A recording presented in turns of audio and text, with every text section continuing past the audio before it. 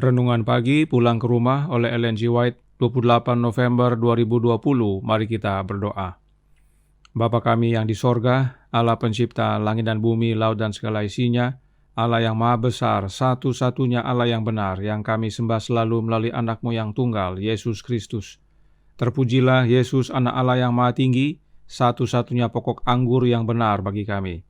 Pada pagi hari ini kami bersyukur boleh bangun dan berbakti dan sebagaimana membaca nasihat firman-Mu, kiranya ini mengubahkan hidup kami, agar mengizinkan selalu kehadiran Kristus dalam hati kami, agar masing-masing kami diubahkan dan siap untuk menghadapi tantangan yang ada di depan.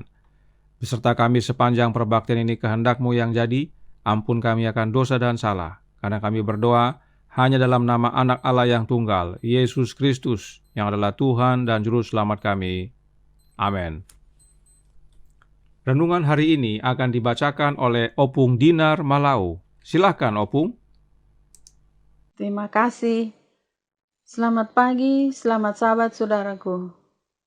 Renungan pagi kita pada hari ini tanggal 28 November 2020 yang berjudul Doa akan dijawab. Ayatnya terdapat di Wahyu 6 ayat 10. Berapa lamakah lagi, ya penguasa yang kudus dan benar, Engkau tidak menghakimi dan tidak membalaskan darah kami kepada mereka yang diam di bumi? Hari Tuhan tepat di hadapan kita.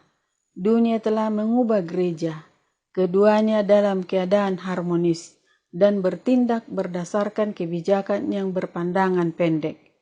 Orang-orang Protestan akan bekerja pada penguasa-penguasa negeri untuk membuat hukum-hukum memulihkan hilangnya kekuasaan dari manusia berdosa yang duduk di bait Allah, menunjukkan pada dirinya bahwa ia adalah Allah. Prinsip-prinsip Katolik Roma akan diambil di bawah perawatan dan perlindungan negara. Kemurtatan nasional ini akan cepat diikuti oleh kehancuran nasional. Protestas kebenaran Alkitab tidak akan ditoleransi lagi oleh mereka yang belum membuat hukum Allah sebagai aturan hidup mereka. Kemudian suara itu akan terdengar dari kuburan para martir, diwakili oleh jiwa-jiwa yang Yohanes lihat dibunuh karena firman Allah dan kesaksian Yesus Kristus yang mereka pegang. Maka doa akan naik dari setiap anak Allah yang sejati. Waktu untuk bertindak telah tiba bagi Tuhan. Mereka telah merombak Taurat-Mu. Dari waktu ke waktu, Tuhan telah memberitahukan cara kerjanya. Dia memperhatikan apa yang sedang terjadi di bumi. Dan ketika Kristus telah datang, Dia telah menyatakan dirinya dan telah mengemukakan untuk menghalangi rencana-rencana pekerjaan iblis. Dia telah sering mengizinkan berbagai hal terjadi pada negara-negara, keluarga, dan individu-individu, sampai pada suatu krisis, sehingga campur tangannya mungkin menjadi jelas terlihat. Kemudian ia membiarkan fakta diketahui bahwa ada Allah di Israel yang akan mendukung dan membela umatnya. Ketika pembangkangan terhadap hukum Yahweh hampir universal, ketika umatnya akan ditekan dalam penderitaan oleh sesama manusia, Allah akan turut campur. Doa umatnya akan dijawab, karena Dia suka memiliki umatnya mencari Dia dengan segenap hati mereka dan bergantung padanya sebagai pembebas mereka. Dia akan dicari untuk melakukan hal-hal ini bagi umatnya, dan Dia akan bangkit sebagai pelindung dan penuntut umatnya. Janji itu adalah, tidakkah Allah akan membenarkan orang-orang pilihannya yang siang malam berseru kepadanya? Aku berkata kepadamu, Ia akan segera membenarkan mereka. Doa-doa persatuan mereka dapat naik ke surga agar Tuhan tampak dan mengakhiri kekerasan dan pelecehan yang diperhatikan di dunia kita. Lebih banyak doa dan sedikit bicara adalah apa yang diinginkan Tuhan, dan itu akan membuat umatnya menjadi menara kekuatan. Review and Herald 15 Juni 1897. Terima kasih. Terima kasih atas penata layanan Opung Dinar. Tuhan Yesus memberkati. Selamat pagi saudaraku dalam Tuhan, selamat Sabat. Renungan pagi hari ini dikutip dari artikel yang Nyonya White tulis untuk Review and Herald tanggal 15 Juni tahun 1897 yang diberi judul Dua Kelompok. Satu kelompok yang sudah harmonis dengan dunia dan satu kelompok yang disebut anak Allah yang sejati. Apakah ciri dari anak Allah yang sejati ini dan siapakah mereka? Signs of the Times September 16 tahun 1886 menyatakan dalam paragraf pertama, anak Allah yang sejati akan menjadi seperti Kristus, dan saat dia bertumbuh dalam pengetahuan tentang kebenaran dan dikuduskan melalui kebenaran, dia akan semakin seperti Kristus dan lebih berkeinginan untuk menyelamatkan jiwa pembelian darahnya.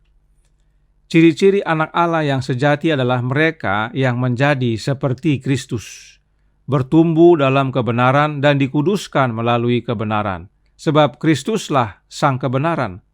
Mereka juga menjangkau jiwa-jiwa, rindu agar jiwa-jiwa tersebut selamat, sebab Yesus telah mati bagi mereka juga. Nah, bagaimana untuk menjadi seperti Kristus? Suratnya nomor 164 tahun 1902 paragraf 22, Nyonya White menyatakan, ketika Roh Kudus menguasai pikiran Anda dan mengendalikan perasaan Anda yang kuat, Anda akan menjadi lebih seperti Kristus. Roh Kuduslah yang menjadikan kita seperti Kristus. Pertanyaannya, Roh Kudus siapa? Pastoral Ministry halaman 284 paragraf 1 menjelaskan, jika Roh Kristus tinggal di dalam mereka, mereka akan menjadi seperti Kristus dan melakukan pekerjaan Kristus. Roh Kudusnya Kristuslah yang menjadikan kita seperti Kristus, dan Roh Kristus ini harus tinggal di dalam kita, baru kita menjadi seperti Kristus. Kenapa kita perlu Roh Kristus untuk menjadi seperti Kristus? Manuskrip 40A tahun 1890 paragraf 66 menjelaskan, manusia tidak memiliki kuasa untuk mengubah manusia. Adalah Roh Kristus yang disebarkan melalui kuasa-kuasa yang dipercayakan dari manusia yang menerangi pemahaman yang gelap, menyerang benteng kesalahan dan menawan kepada dirinya sendiri hati yang telah melayani dosa. Kita perlu Roh Kristus untuk ubahkan kita dan menawan hati kita yang jahat kepada Kristus agar kita menjadi seperti Kristus. Kita sebagai manusia tidak bisa ubahkan diri sendiri. Dan dalam manuskrip yang sama, Nyonya White tekankan, manuskrip 40 tahun 1890 masih dalam paragraf 66. Tetapi meskipun kita maju memberitakan firman kehidupan, Kristus berkata, tidak ada seorang pun yang dapat datang kepadaku jikalau ia tidak ditarik oleh Bapa yang mengutus aku, dan ia akan kubangkitkan pada akhir zaman. Yohanes 6 ayat 44. Sebagai wakil Allah untuk menjangkau umat manusia, manusia memiliki bagian bertindak, tetapi Yesus yang melakukan pekerjaan itu. Penting sekali memiliki Roh Kristus dalam hidup kita, karena dialah, yaitu Kristus, yang melakukan pekerjaan itu. Itu sebabnya Yesus berkata dalam Yohanes 15 ayat 5 yang berbunyi, akulah pokok anggur dan kamulah ranting-rantingnya. Barang siapa tinggal di dalam aku dan aku di dalam dia, ia berbuah banyak. Sebab di luar aku kamu tidak dapat berbuat apa-apa.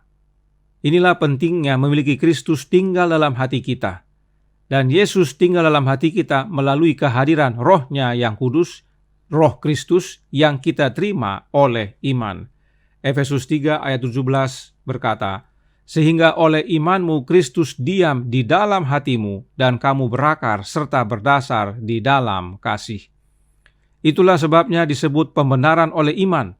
Sebab itu bukan hasil usaha kita, tetapi Yesuslah yang mengerjakan pembenaran itu dalam hidup kita.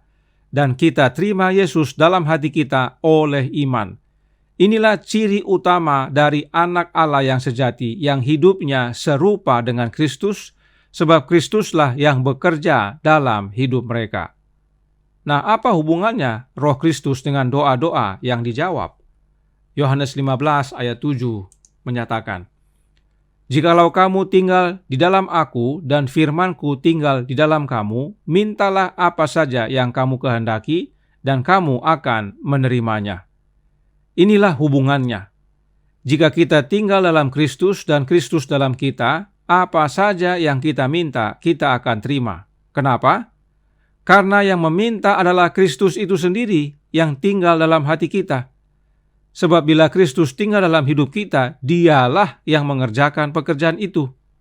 Itulah sebabnya kita harus meminta kecurahan roh hujan akhir, agar kuasa Roh Kristus itu mengubahkan kita menjadi serupa dengan Kristus, dan nanti meski Roh Kristus sudah ditarik, hidup kita sudah serupa dengan Dia dan disebut anak-anak Allah yang sejati. Doa dari anak-anak Allah yang sejati inilah yang Allah jawab, sebab merekalah yang selalu mencari Allah, bergantung dengan segenap hati kepadanya, karena demikianlah hidup Kristus saat di dunia ini. Hidup Kristus menjadi hidup kita. Apakah hidup Kristus adalah hidup penuh doa? Oh ya, pagi-pagi benar sebelum matahari terbit, Kristus sudah mengasingkan diri untuk berdoa kepada Bapanya, dan pada malam hari Dia kembali berhubungan dengan Bapanya dalam doa. Itu sebabnya renungan hari ini menasihatkan dalam Pulang ke Rumah halaman 352 paragraf 3. Lebih banyak doa dan sedikit bicara adalah apa yang diinginkan Tuhan, dan itu akan membuat umat-Nya menjadi menara kekuatan. Kiranya ini menjadi nasihat bagi masing-masing kita yang hidup di penghujung zaman akhir ini, agar hidup selaras dengan kehendak Allah melalui kehadiran Roh Kristus dalam hati ini, sehingga masing-masing kita diubahkan menjadi seperti Kristus, anak-anak Allah yang sejati.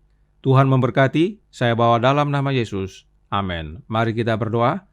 Bapa kami yang di sorga, Allah pencipta langit dan bumi, laut dan segala isinya, Allah yang kami sembah selalu melalui anak-Mu yang tunggal, Yesus Kristus. Terima kasih atas nasihat yang begitu baik. Penting bagi kami untuk selalu tinggal dalam Kristus dan Kristus dalam kami, agar kami diubahkan menjadi seperti Kristus. Sebab itulah ciri anak-anak Allah yang sejati, dan merekalah yang Engkau perhatikan dan jawab doa-doanya. Tolong kami ya Bapa, curahkan roh anak-Mu dalam hati ini, kehendak-Mu yang jadi. Ampun kami akan dosa dan salah, karena kami berdoa hanya dalam nama anak Allah yang tunggal, Yesus Kristus, yang adalah Tuhan dan Juru Selamat kami. Amin.